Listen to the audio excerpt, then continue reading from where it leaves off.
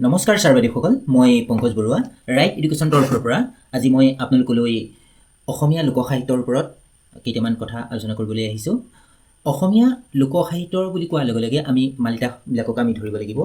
এতিয়া মালিতাবিলাক হৈছে ফুলকোঁৱৰ গীত, মণিকোঁৱৰ গীত, জনাগাভৰুৰ গীত, বদন বৰফুকনৰ গীত, কন্যা বাৰমহী গীত, এইবিলাকক কি বুলি কোৱা হয়? আমাৰ লোকসাহিত্যত ধৰা হয়। এইবিলাকক মালিতা বুলিও কোৱা হয়। এতিয়া এই মালিতাবিলাকৰ ওপৰত আমাৰ NTA UGC নেট হওক বা অসমীয়া বিভাগৰ যিসকল ছাত্ৰ ছাত্ৰী আছে, ক্লাছ 10, 12, BA, MA, আমাৰ বিভিন্ন ধৰণৰ ইউনিভাৰ্চিটি আছে অসমৰ, সেই ইউনিভাৰ্চিটিবিলাকৰ বিভিন্ন ধৰণৰ তাৰ লগতে আমাৰ অন্যান্য অসম চৰকাৰৰ কম্পিটিটিভ এক্সামবিলাকতো আমাৰ এনেধৰণৰ কুৱেশ্যন অহা দেখা যায়। বিশেষকৈ এই কুৱেশ্যনটো মই লৈ আহিছোঁ NTA যিটো নেট বা UGC নেটৰ 2020 চনত এই কুৱেশ্যনটো আহিছিলে। কুৱেশ্যনটো এনেধৰণৰ আছিলে: মানৰ আক্ৰমণ আৰু অত্যাচাৰৰ নিচিনা জাতীয় বিপ্লৱত অসমীয়াৰ অন্তৰত যি ভাৱৰ সুত বৈছিল তাৰ এক উজ্জ্বল আঁক ৰৈছে ক'ত? জনাগাভৰুৰ গীতত, ফুলকোঁৱৰ গীতত, বদন বৰফুকনৰ গীতত, কন্যা বাৰমহী গীতত। এতিয়া এনেধৰণৰ কুৱেশ্যন আহিব পাৰে। ইয়াৰ শুদ্ধত্বটো কি? আমি বিচাৰ কৰি চাওঁ, তেনেহ'লে আমি ভিডিঅ'টোৰ ভিতৰলৈ আমি যাব লাগিব।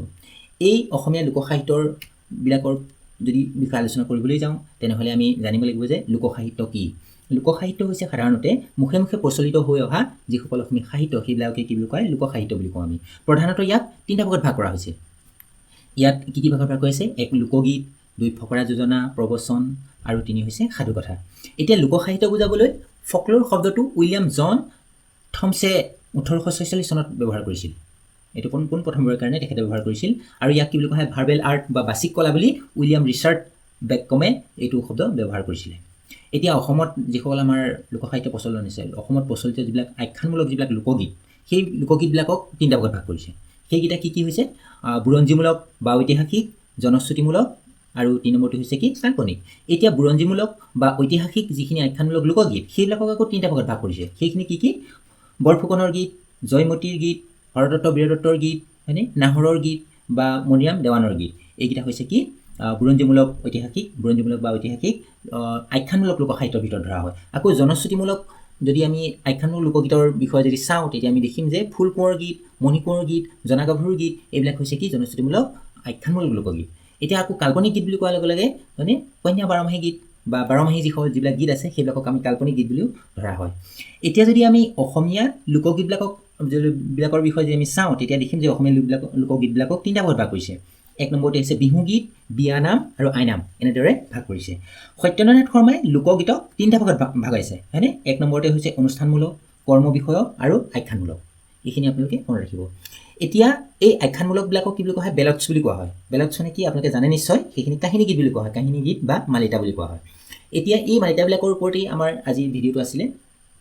এই আখ্যানমূলক গীতসমূহৰ ভিতৰতে হৈছে বদন বৰফুকনৰ গীত আমাৰ অন্যতম। এই গীতবিলাকত কি আছে? বীৰত্ব আৰু আদিৰস বা আদি ৰসাত্মক কাহিনী কিছুমান আছে আৰু দুঃসাহসিকতাৰ কাহিনী আছে, হয়নে?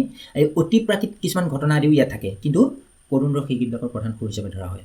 এতিয়া যদি আমি বদন বৰফুকনৰ বিষয়ে যদি আমি চাওঁ, বদন বৰফুকনৰ গীতৰ বিষয়ে যদি চাওঁ, ইয়াত অধিকাংশই চৰিত্ৰ কি হৈছে? ঐতিহাসিক, হয়নে? ইয়াৰ পুৰুষ চৰিত্ৰৰ ভিতৰত যদি ধৰা হয় বদন বৰফুকন, পূৰ্ণানন্দ বুঢ়াগোহাঁই, চন্দ্ৰকান্ত সিংহ, পৰ্বতীয়া ফুকন, মানে মান ৰজা, ৰূপ সিং।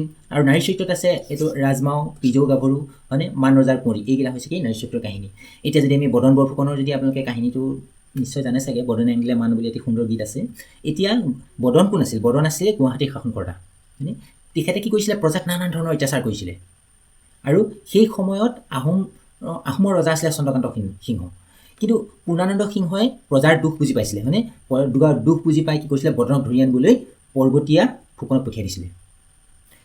যেতিয়া পৰ্বতীয়া ফুকন অহা, তেতিয়া বদনে কি কৰিছে? বদনৰ ভনীয়েকৰ যোগেদি পৰ্বতীয়া ফুকনে যে তেখেতক আক্ৰমণ কৰিবলৈ আছে, সেই কথা গম পাই পোনপ্ৰথমে গৈ লৈ ব্ৰিটিছ চৰকাৰৰ ওচৰ পালেগৈ, কলিকতা পালেগৈ। তাৰপিছত কি কৰিছিলে? ব্ৰিটিছ চৰকাৰৰ লগত কিছুমান আলোচনা হ'ল, কিছুমান চুক্তি হ'ল। সেই চুক্তি নিমিলাৰ ফলত কি কৰিলে? বদন বৰফুকনে ব্ৰহ্মদেশৰ মান ৰজাক লগ কৰিলেগৈ। এতিয়া মানৰ লগত তেখেতে কথাখিনি মিলিলে বা যিখিনি চুক্তি হ'ল, সেইখিনি হোৱাৰ পিছত মানে কি কৰিছিলে? অসম আক্ৰমণ কৰিলেহি। আৰু অসম আক্ৰমণ কৰি আমাৰ পূৰ্ণানন্দ গোহাঁই যি আমাৰ পৰ্বতীয়া ফুকনক পঠিয়াই দিছিলে যুদ্ধ কৰিবৰ কাৰণে, তেখেতৰ লগত যুদ্ধত জয় হৈ কি কৰিলে? পুনৰ গুৱাহাটীৰ শাসনভাৰ বদনে ল'লে।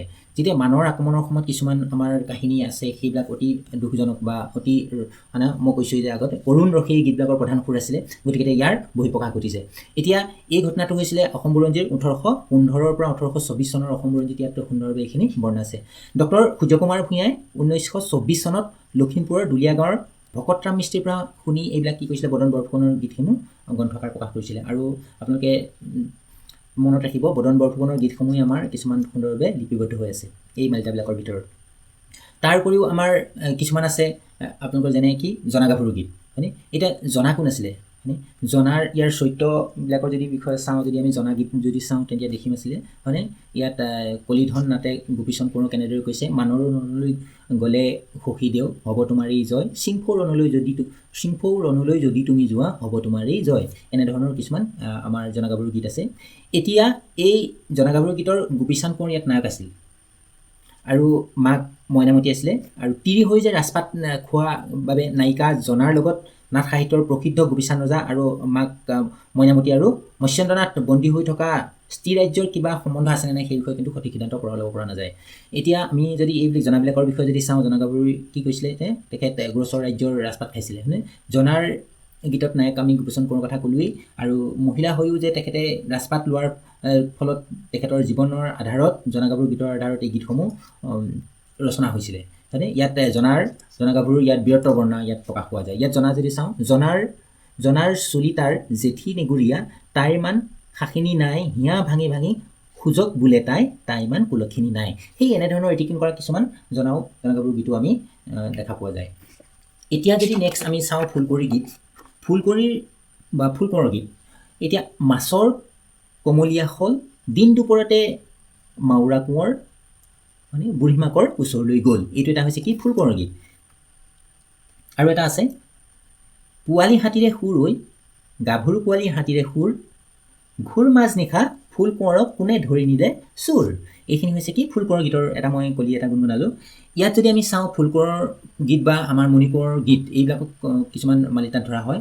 এতিয়া অসমৰ যিসকল সোণোৱাল কছাৰী আছে সেইসকলৰ লগত এই গীতসমূহৰ সম্পৰ্ক আছে। যেতিয়া আমাৰ খৰাং হয় তেতিয়া এই সোণোৱাল কছাৰীসকলে কি কৰে, এই ফুলকুঁৱৰৰ গীতবিলাক গালে যে বৰষুণ হয় সেইটো এটা বিশ্বাস আছে। সেয়ে কি কৈছিলে গুণেশ্বৰ সোণোৱালে এই গীতবোৰক বিষাদৰ গীত বুলি কৈছে। ফুলকুঁৱৰৰ গীতক কি বুলি বিষাদৰ গীত এনেদৰে উল্লেখ কৰিছে। আৰু ইয়াৰ কিন্তু যদিও বিষাদৰ গীত হৈছিলে, ইয়াৰ মূল বিষয়বস্তু কিন্তু ফুলকুঁৱৰৰ গীতত কি আছিলে, প্ৰেমৰ কাহিনীহে ইয়াত দেখা যায়। এতিয়া এই ফুলকুঁৱৰৰ গীতৰ যদি আমি বৈশিষ্ট্য কিছুমান যদি চাওঁ তেতিয়া আমি দেখিম যে এই ফুলকুঁৱৰৰ গীতবিলাক বা এনেকুৱা ধৰণৰ গীতবিলাকত অলৌকিকতা প্ৰকাশ পাইছিলে। আপোনালোকৰ এনেকুৱা ধৰণৰ প্ৰশ্ন আহিব পাৰে। ৰচনাটিৰ সৰলতা আছিলে, অসমীয়া গ্ৰাম্য জনজীৱনৰ চিত্ৰ প্ৰকাশ পাইছিলে ইয়াত।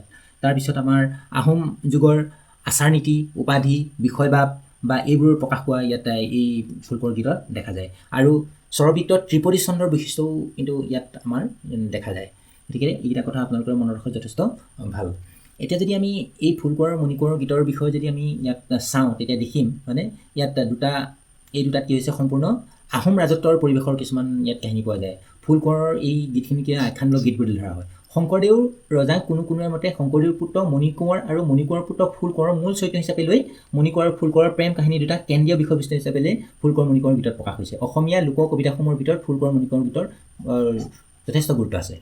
এইখিনি এনেকুৱা ধৰণৰ প্ৰশ্ন আহিব পাৰে। আকৌ ফুলকুঁৱৰৰ গীতৰ যদি আমি এটা চাওঁ, ক্লাছ 5ৰ যিটো লেচন 7ত ফুলকুঁৱৰৰ গীত এটা আছে মানে কাঠৰ পখী ঘোঁৰা জেউতি চৰিলে উৰি যাওঁ কৰিলে, ছমাহৰ বাটকে যায় একেদিনে মানে মালিনীৰ বাৰীতে পৰিল, কাঠৰ পখী ঘোঁৰা এৰি ফুল কোঁৱৰে মানে ভৰিৰে মাৰিলে টিপা, সেউতি মালত তগৰ গুটি মালি মানে সবেও ধৰিলে শিপা। এনেকুৱা ধৰণৰ ফুলকুঁৱৰৰ গীত আপোনালোকে পঢ়ি মনত ৰাখিব। এনেকুৱা ধৰণৰ কুৱেশ্যন এটা যিকোনো এটা আমাৰ টোকা এটা উঠাই দিব পাৰে প্ৰশ্নত, এনেকুৱা ধৰণৰ এটা উঠাই দিব পাৰে। তাৰ পৰা এইটো কি গীত, ফুলকুঁৱৰৰ গীত, মণিকুঁৱৰৰ গীত, তেনেধৰণৰ প্ৰশ্ন দিব পাৰে।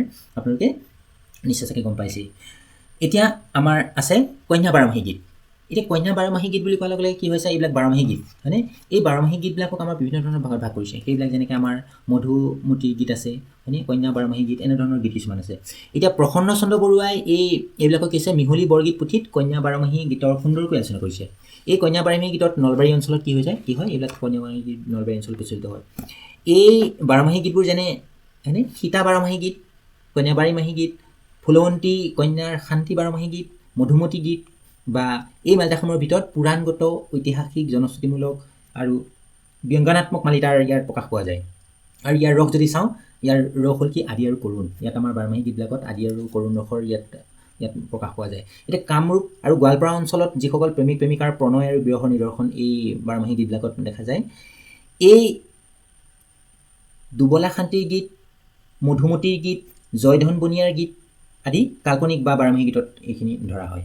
এতিয়া যদি এই বাৰমাহী গীতবিলাকলৈ যদি চাওঁ আমি দেখিম আঘোণৰ মাহতে কন্যা সংসাৰে নৱান ধান কেতক খাইতে মধু কেতক পুৰাণ, এনেকুৱা ধৰণৰ কন্যা বাৰমাহী গীত কিছুমান আছে। আৰু ইয়াত যদি আমি মধুমতীৰ গীত এনেকুৱা ধৰণৰ কেতিয়াবাও আহি যাব পাৰে। আঘোণ মাহতে মানে নাকাটিলা পাত খাবলৈ নাপালে প্ৰভু নৱান ধানৰ ভাত, গতিকে এনেকুৱা ধৰণৰ আপোনাৰ বাৰমাহী গীত কিছুমান আহিব পাৰে পৰীক্ষাত। ডক্টৰ প্ৰফুল্ল দত্ত গোস্বামীয়ে এই বাৰমাহী গীতসমূহৰ বিষয়ে সুন্দৰকৈ বৰ্ণনা কৰিছে। এজনী গাভৰুৱে হয়তো বিদেশত গিৰিয়েকক স্মৰণ কৰি প্ৰত্যেক মাহৰ নিঃসংগ জীৱনৰ পৰিৱৰ্তন আৰু নিজ অন্তৰক্ৰিয়া বৰ্ণনা কৰি গৈছে, আৰু নতুবা কোনো সাউদে কি কৰিছে ঘাটত নাও বান্ধি অজ্ঞাতভাৱে নিজৰ ঘৈণীয়েকক মাহৰ পিছত মাহ প্ৰণয় যাচি গৈছে। এয়া হৈছে বাৰমাহী গীতৰ সাধাৰণ বৈশিষ্ট্য। আজিৰ মই ভিডিঅ'টোত ইমানেই আলোচনা কৰিলোঁ। আপোনালোকে ভিডিঅ'টো চাই নিশ্চয় চাগে ভাল পাইছে, আৰু এই ধৰণৰ কুৱেশ্যনখিনি আপোনালোকৰ কি হয় আছাম পুলিচৰ এক্সামতো আহে, বা অসম চৰকাৰৰ বিভিন্ন ধৰণৰ পৰীক্ষাত এনেধৰণৰ কুৱেশ্যনবিলাক আহে, বা UGC নেটৰ বা স্লেটৰ কাৰণে এই কুৱেশ্যনখিনি অত্যন্ত দৰকাৰী। ভিডিঅ'টো